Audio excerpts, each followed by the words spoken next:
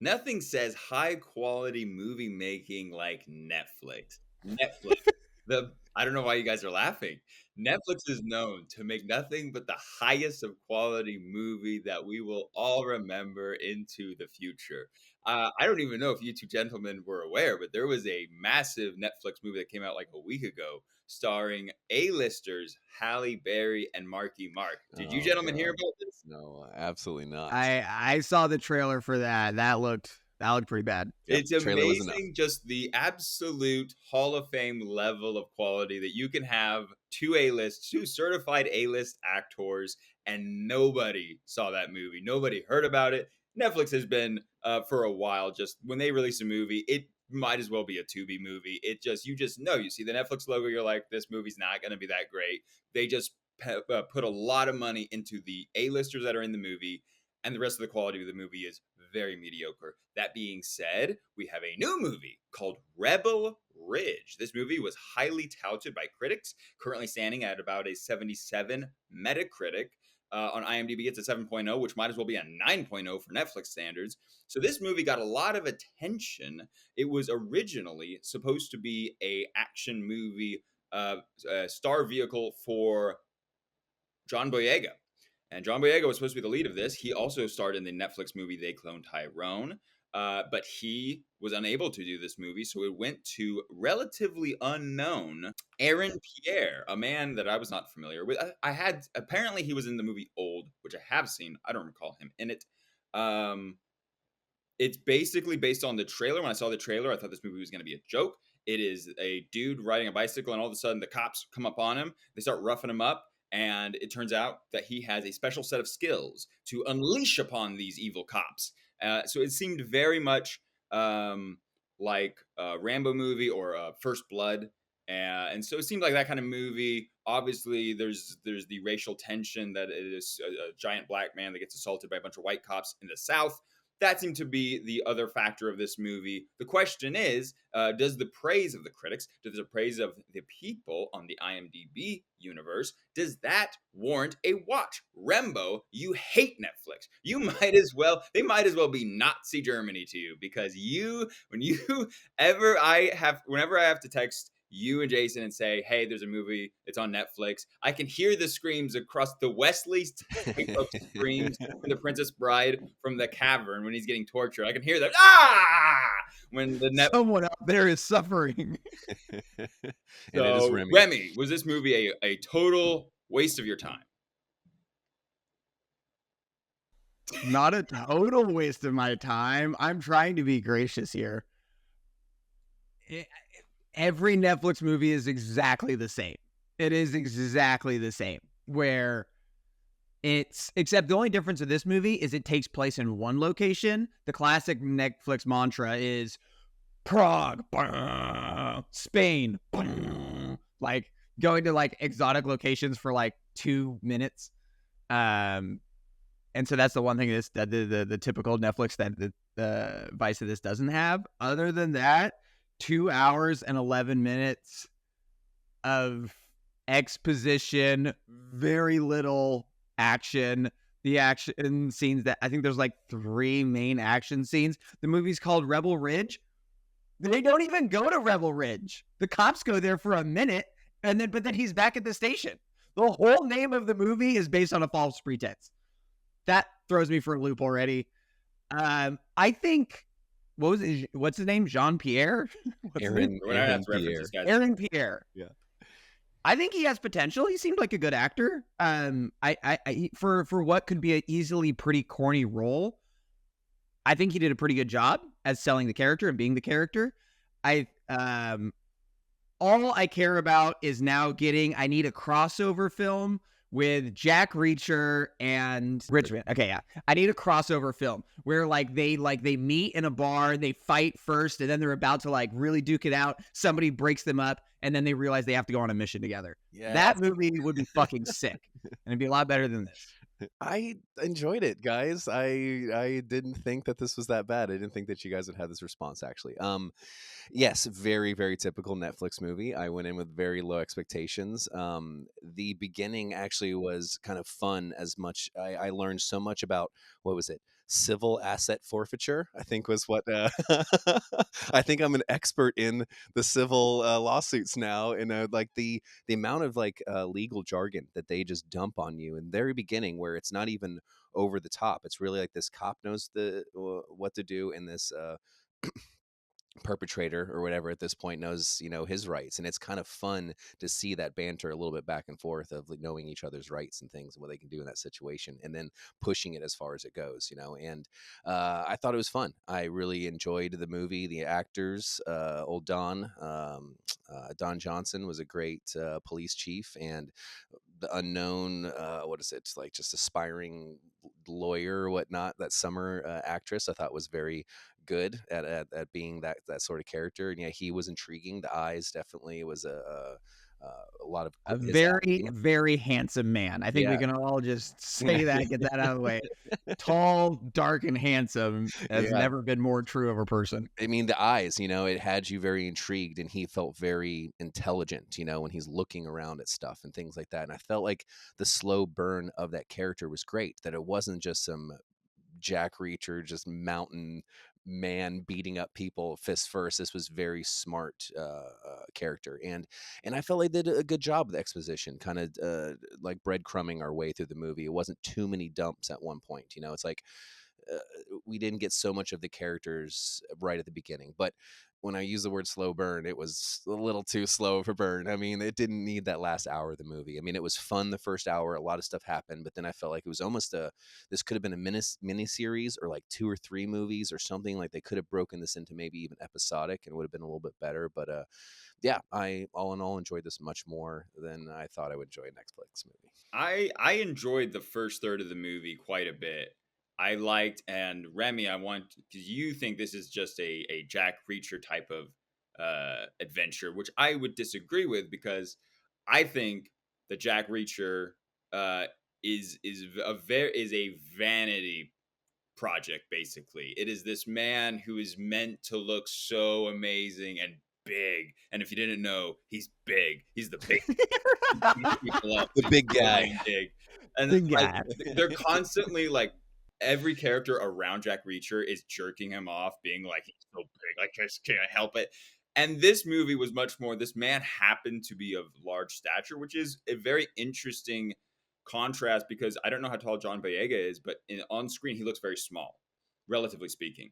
And so this dude is very similar to the Tom Cruise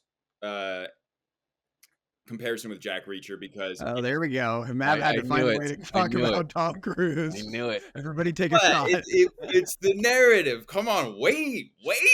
So it just, but like, it's John Boyega may have been fine in this role, but this dude, being an ex-Marine, fits the role much better. I thought he did a great job of being stoic, and you being able to follow along his path. His goal is to bail out his cousin with cash money, and like Jason referred to, my grain of sand of knowledge of the legal system, I am aware that, especially in states like Florida, if you have over $10,000 in cash on you, cops can do exactly what they do in this movie and just take it and say, well, we don't know where you got it from. And many police departments can do this and basically get away with it and tie you up in the legal system for a long time. So I'm sure a lawyer on YouTube is going to sit and watch this movie and be like, well, that's not real. That's not real. That's not how that would, I'm sure. But relatively speaking, I did like the legal setup of this movie, and just feeling the helplessness, despite this dude is giant and huge, even though he is a cyclist. And cyclists are, in fact, this is a fact, the worst humans on the planet.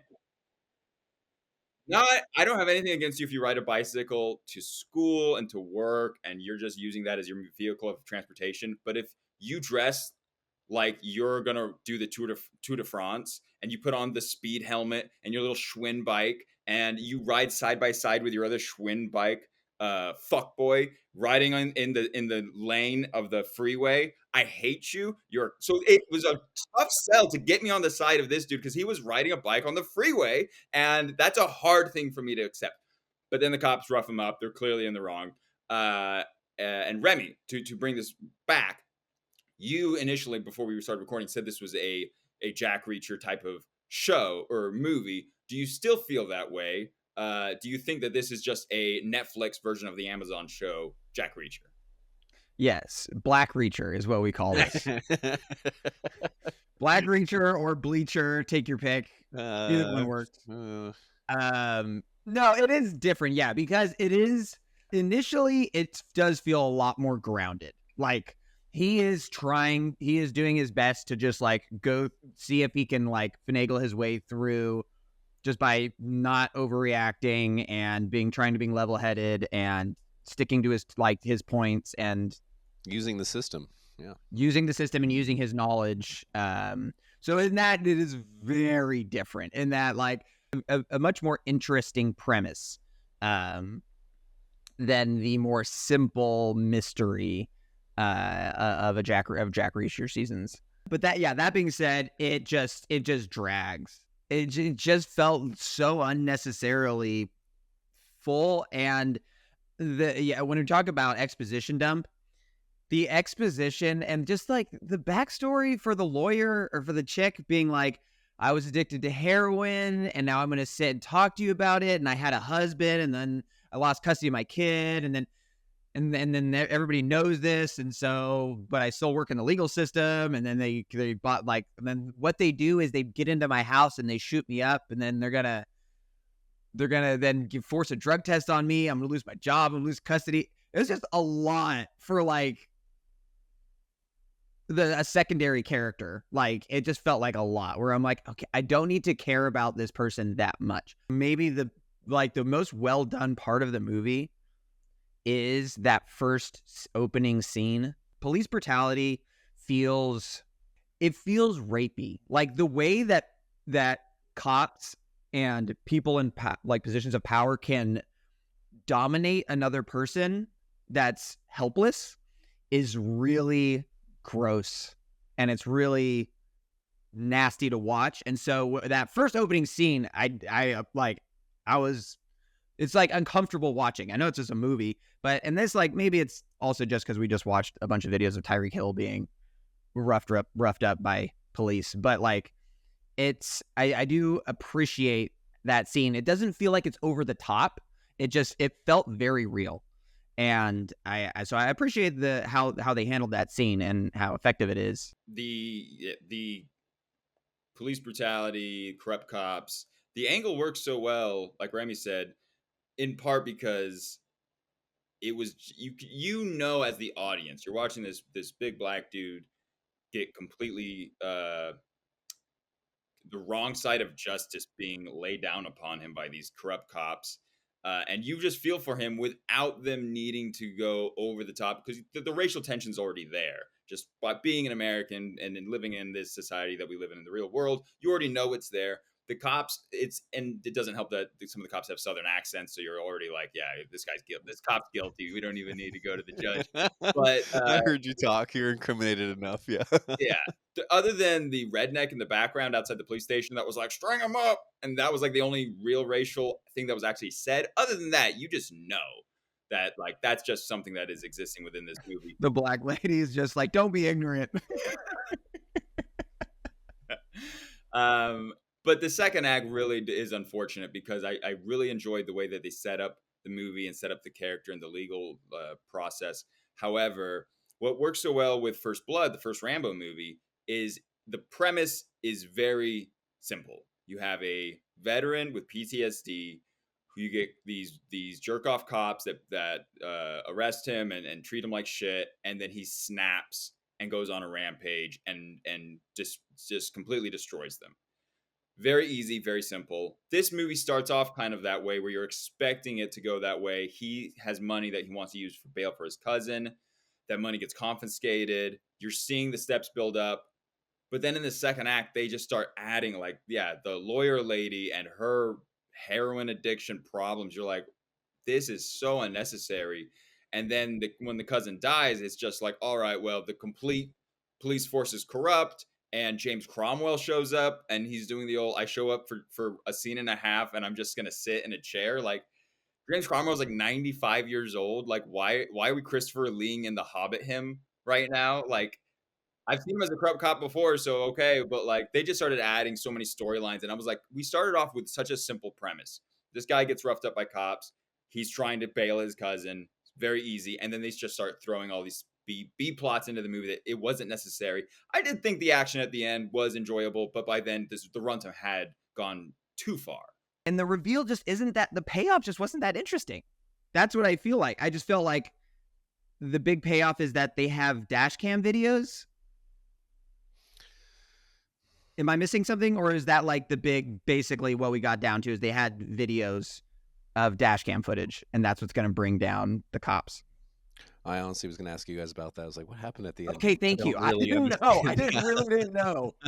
In my notes, I'm like, so that ending, did I miss something? Like, because you feel like the dash cam videos are of what he like rips out of the back of the car, hatchets it off, and then sits back down in the waiting room of the, like, that was the shootout at the police station, I guess, and that was incriminating enough because Buddy already destroyed all of the other dash cam things. But I think someone said they made copies of it, so yeah, I don't know how they got caught at the end, but they just got caught at the end is kind of what it goes by.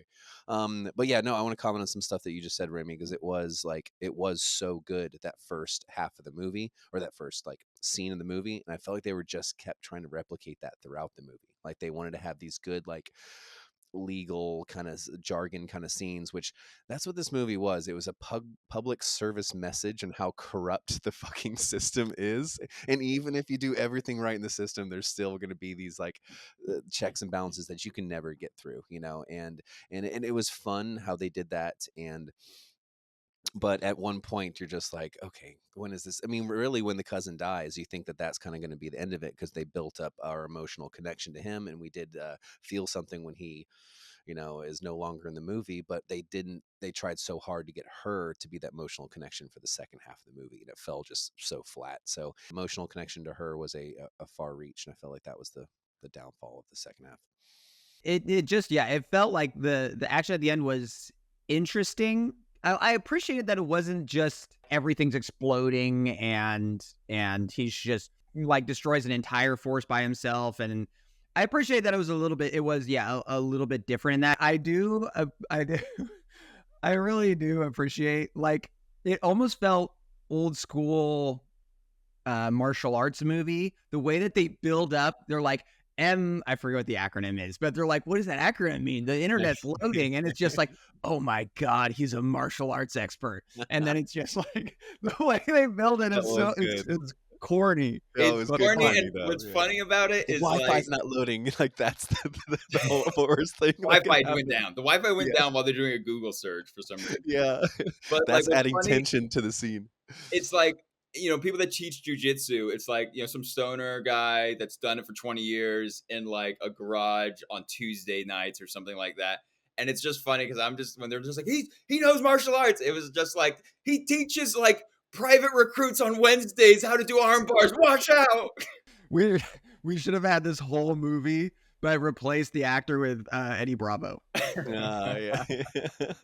Another comparison to Reacher is, I guess you have to be homeless to be one of these characters. Right. You have to live in the woods and be able to hunt fish and shave in a mirror and everything like that. And I was like, oh my God. A positive is some of the shots in the movie. They had some super long shots. Did you notice that, where there would be some no edit cuts for like at least a couple minutes, some really good like following the actors through the scenes and things like that. There was lots of long shots in this movie. I think even like drone footage was used. There was scenes where camera was in the back seat of a car where the two people are talking. They come out with the two people. That was what was getting me through some of the hard parts, is actually watching how well like the footage, the cinematography of this movie is. So I was Netflix, I was like, oh my gosh, you guys pulled out some extra budget on this one, or now that drone footage or something like that is getting so cheap. But very much a saving grace for that kind of that last half when stuff was dragging. I could at least see the positives in that. They do have some, yeah. I think the one shot that really stands out to me, that I don't know why it was simple, but I really liked it, was the camera is in the back seat of, I think it is when he's in the Subaru. the camera's in the back seat, and he like gets in, and I was expecting it to cut to like the outside, but then it just takes off, and he just starts driving, and it's like the camera stays in the back seat. Really nice shot. And I feel like their cinematography crew is like always close, but just never really fully hits the mark. Shout out, of course, he's just being just a jerk off bad cop. Oh, yeah. Roy, Yeah. Roy from The Office. Yes. Yeah. Just rearing his ugly head. And I was like, classic. Then I have questions about the sudden morale change of these cops. Because he goes from being just dickhead abusive power to like, no, we're lawmen. We gotta do the right thing. And so like the point of where then he takes a shot in the leg and then they're driving him. And the whole police force that is clearly corrupt, but then like they have like just enough moral sense to then turn on the guy at the last minute. Okay. Weird. Just weird. And then I don't feel like the dots really connected for me. Yeah, it wasn't well like that. Art, I could see where they were going. Like if you're gonna add all that stupid stuff with the heroin lady and her back, like you could have given that cop like a family, or like he like has a wife, and there's some moral anchor that's like, yeah, he's a part of this, but he does have a family and he's conflicted. They didn't build that up at all. He's just a corrupt cop at the beginning, and then all of a sudden he just has a change of heart for no reason. And again, the larger black lady that's like, she does the Mac from Indiana Jones and the Kingdom of the Crystal Skull, where it's like a triple cross. Like, I'm a good cop, I'm a bad cop, now I'm a good cop again. It's just like, all right, that triple cross. It was interesting when she like flips her gun on him and is like, oh, yeah, she's a bad, like, oh, this is interesting. And then she's like, nope, back to being a good cop. I'm T-Bone, a bad cop. Like, okay, that's lame.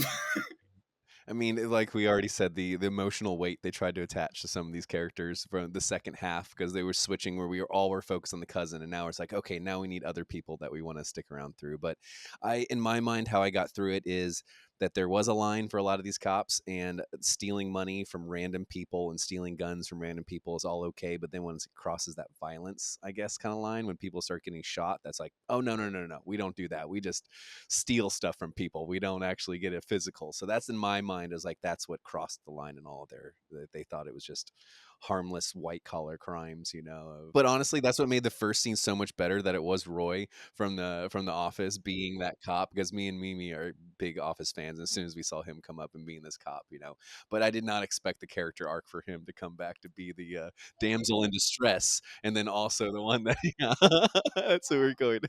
They should have had a scene where he's on the gurney and just being like, if you get out of this, what do you think you want to do with your life? I don't know, move to Pennsylvania, maybe join a paper company or something like that. A mid-sized paper company. He throws that in there. Warehouse worker, would have been a great dream of mine. Yeah. Yeah. Final thoughts, ratings, Rembo. How would you? I have a feeling we have not seen the end of Terry Richmond. Given the positive reception of this movie, I have a feeling this might be Netflix's reacher, in the sense of this might be a man who keeps getting into the wrong side of the law every time he goes into it, and having to bestow justice with his marine fists.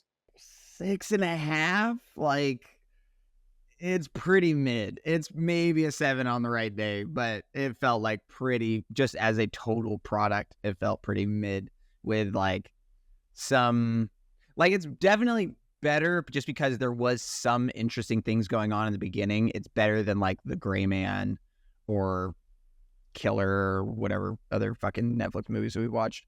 But I appreciate Aaron Pierre. I appreciate his performance. I think for what he was given, he did a good job. And I do look forward to seeing him in other things. I hope this is a bit of a vault for him. Yeah, it's just another Netflix movie you can miss. Just another one in the giant barrel of mediocre Netflix movies. And I really do hope one day, someday, even though it's Netflix and Amazon and it probably never happened, but if we can get that crossover, Alan Richmond and Aaron Pierre, that would be sick. Some Expendables style movie of all the Netflix, the best. There you go. There you go. I always base my ratings off of recommending this to someone else, and I would recommend this to someone else. I'm like, yeah, this is a fun movie to watch. He did a great job. I felt like there was some really fun scenes of him being that character. Like, him getting tased and him ripping out the tasers and like throwing it, or the bike ride again with the bus of him fist bumping the guy and making sure he's riding faster than the bus thing. Like there were some just fun kind of scenes, and yeah, him in the woods shaving and catching fish. It's like all of these just like man moves. He man things that he did really well. And the final scene with all the grenade launchers and the grenades getting tossed and stuff, like it was enough action to be fun, but not just this gratuitous, just beat 'em up kind of stupid kung fu movie stuff, where he was fun to watch. Every scene that he was on and doing his just reacher kind of stuff, I was intrigued by it. Yeah, slow burn, long run time, but I mean almost that Western kind of feel, like the old Western movies definitely have those like longer weird middles, whether they're trying to just fill the time, but the beginning, the ends are usually the solid part. So solid 7. Yeah, not much more than that. I would watch it again and recommend it to someone, and I had a good time watching it. 6 out of 10.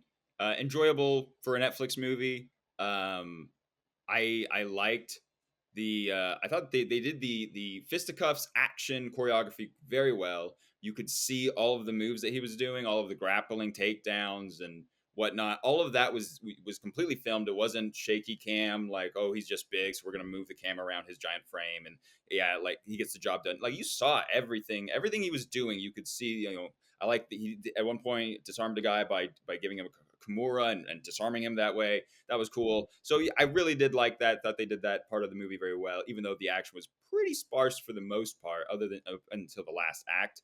And yeah, I would like to see this Aaron Pierre fellow again. I don't suspect that this is going to all of a sudden give us a good wave of Netflix movies to look forward to all of a sudden out of left field. And until then, we'll just have to go back to the big guy when he comes back on Amazon for season 3, because he's fighting an even bigger guy. Get ready for that. Oh, yeah, I can't wait, dude. That would seem to be awesome. Season 3 of Jack Reacher should literally be called, like, you're gonna need a bigger guy. And that's last page.